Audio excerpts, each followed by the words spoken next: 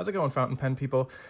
Today, we're taking a look at the Platinum Plaisir, budget-friendly starter pen that I think is an excellent combination of an elegant all-metal body, a very grown-up looking pen, fantastic cap seal, and a truly first-class nib.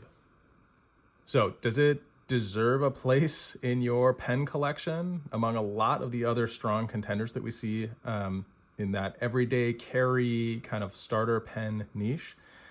Let's take a closer look. The Platinum Plaisir has an aluminum body and is fairly light. I will post its weight, or I'll show its weight on the screen. Its design, I would say, is modern, elegant, comes in a few different colors. I like the orange one myself. And it feels lightweight and honestly very good in the hand. It feels a little light unless I'm writing posted. Posted, it feels just about right.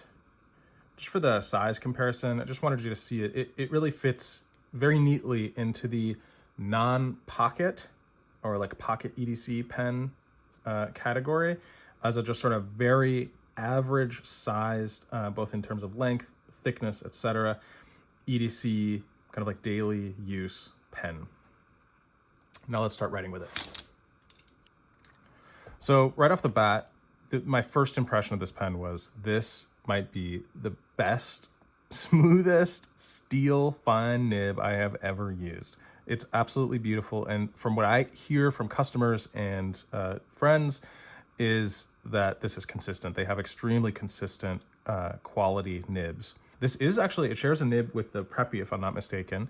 So it's basically like, if you have a Preppy and you love how it writes for $6, then this is a really safe upgrade if the thing you want to upgrade is the body of the pen, the kind of the way the pen looks, its kind of elegance, maybe even its durability.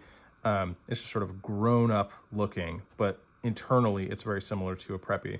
Again, the writing experience is incredible. One thing that I really like about this and don't remember from the last time I used one is that the section, so like the grip section here is actually thicker than I would expect and certainly thicker than it looks. Maybe that's why they made it transparent to keep that slim look, but it's actually thicker even than like the section on my Kaweco, for example, which is like, this is a thick boy, right? This is a thick looking pen right here, but that section is actually much thinner than the one for the Plaisir.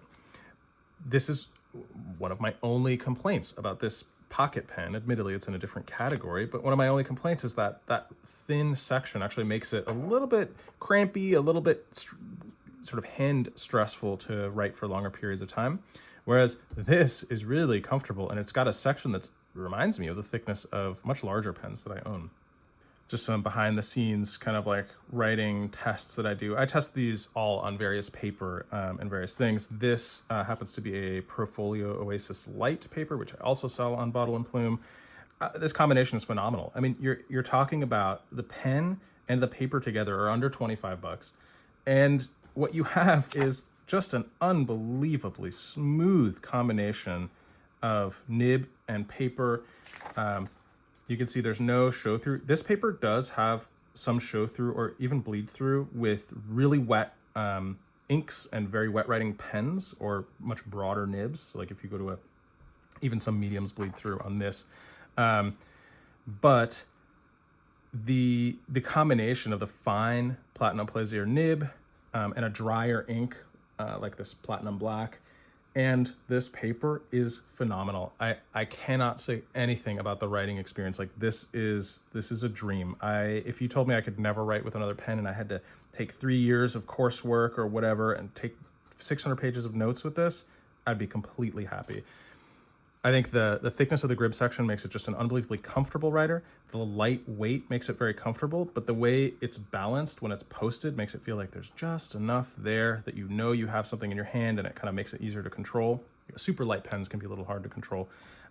Even writing unposted is still comfortable, although I wouldn't do this for a long time. It is really light. So right here, like this is it.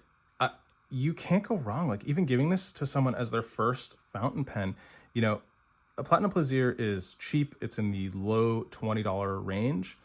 And what you're getting is, I mean, this is like an ideal pen to throw in a backpack or a purse or even in a pocket.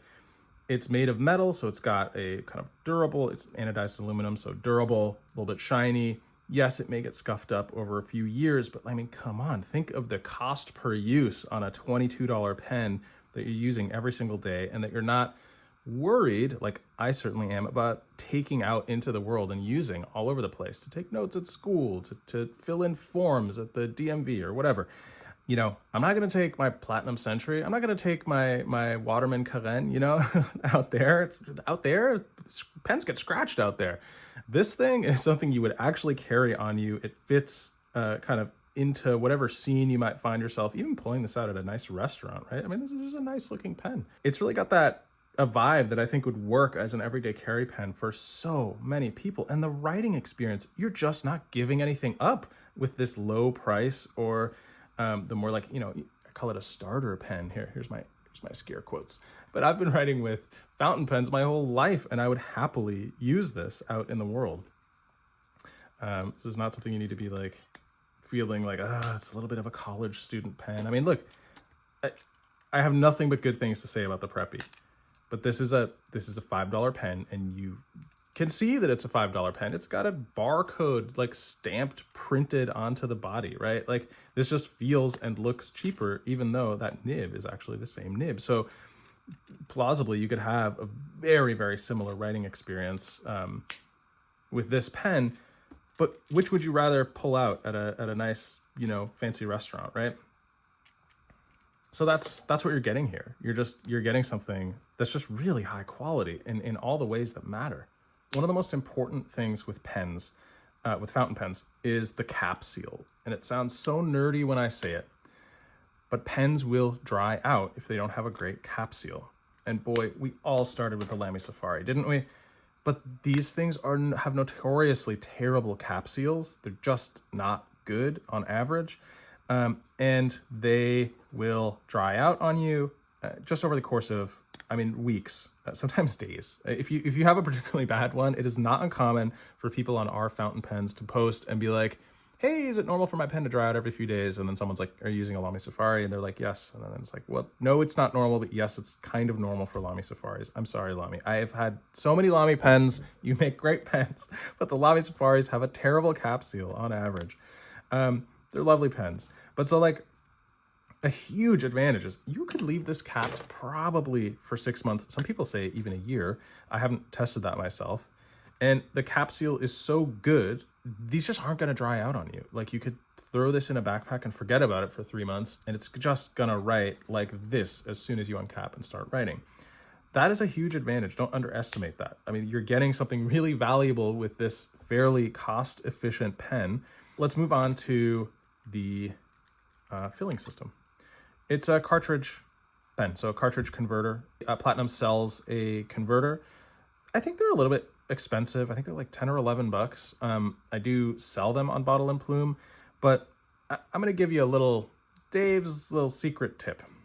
One thing I'm not going to take this out because the feed kind of projects this little puncture thing out that punctures the cartridge. But one thing you can really easily do is just when it's empty, you pop the cartridge out, you rinse it. I might make a separate video on this if anyone wants me to. You rinse it with a blunt-tipped syringe. So don't poke yourself, obviously, but a blunt-tipped syringe.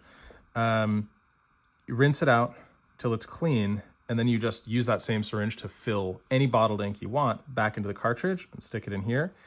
You're going to have more capacity than the converter has for, free. Like, just keep using the cartridge it came with. And you can do this many, many, many times before, like, the rim on the cartridge will stretch out, or it just gets UV damaged enough or brittle enough over time. Like you can get many, many lives out of a cartridge like this, and actually more capacity, like I said, than the converter. So that's like a $3 investment. Get yourself a blunt tipped needle.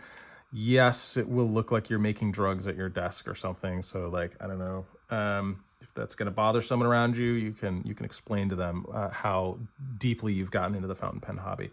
But that makes it really easy to just keep rolling with the cartridge you got and still have access to all the wonderful thousands upon thousands of bottled fountain pen inks out there. So that's kind of what I recommend doing. And that way, if you're not 100% sure if you're going to get fully into this hobby and you don't want to invest another $50 into a couple different inks, this is a great way. Get some ink samples at bottleandplume.com. I have to say, I'm legally obligated to say that because that is where I sell pens and paper and ink samples. And that way you can get little tastes of a few inks you think you might like, or a mystery box of ink samples, fill your own cartridges and try it for a while. And if you love it, then yes, So let's wrap it up. What's the most important stuff you need to know? The Platinum Plaisir is, I think, a uniquely excellent pen in the category and price point, like low $20 that it's in. It is an everyday carry pen. It certainly, you could call it a starter pen, but I think even experienced fountain pen users are going to have a great time with this thing. It is a beautiful pen. It is a phenomenal writer. The consistency, the quality control on like platinum nibs, you're getting a phenomenal steel nib here. I genuinely, when I pulled this out to do this review and did a bunch of writing for a few days with it, I still can't believe that this is the quality you get these days in a $20 pen. The things that make this so fantastic are the price, the really nice section width. It can be personal preference things, but I do want to mention it. The cap seal being phenomenal. That is you wouldn't think about it on pens, but you could buy a $500 pen with a terrible cap seal, which I have done, and just be kind of pissed off at that pen every time you use it. And it's like, okay, now it's writing. Okay, there we go. It hasn't fully dried out. Let's get going with this pen. And it's like a luxury art item you're holding in your hand, and it can't do a cap seal as well as this $20 pen. Those are the things that end up really making a difference if you write a lot. So don't underestimate getting those right, which this pen does. Again, for me, I think posted, it just has beautiful, perfect balance, and I have pretty large hands, and they still, this fairly small pen. Sorry, do pen reviewers have to say that? I feel like everyone has to say that, right? I have pretty, I have pretty large, just saying, like I have pretty large hands, but a lot of pens are just too thin, or the sections are too thin. My hand starts just kind of cramping when I have to hold it. Even if I try to hold it lightly over time, it just gets a little crampy. This section doesn't suffer from that. It's wide enough. And again, the fact that you're getting a real all metal body pen without crazy weight, it's just a hell of a combination. I really think this might be my favorite starter pen right now. I think if a friend asked me, this is what I would recommend right off the bat. And likewise, if you have a bunch of like $100, $200 or more pens that you kind of are worried about taking out into the world, this is a phenomenal EDC pen for someone who's even very experienced. I don't think you'll find the writing experience or any part of this pen lacking. So I think it's great for beginners and experienced people alike. And if you decide to check one out, I will put some kind of discount code in the description below, and you can buy it at bottleandplume.com. Spell the and out, bottleandplume.com. That is where I sell pens, ink sample mystery boxes, bottles of ink, pen cases, accessories, and everything else that you might need on your fountain pen adventure, like paper. Thanks for watching, and I'll see you all in the next one. If you've got any requests on reviews, pens you want to see reviewed, or additions or subtractions from the kind of format I'm using here, let me know. Cheers.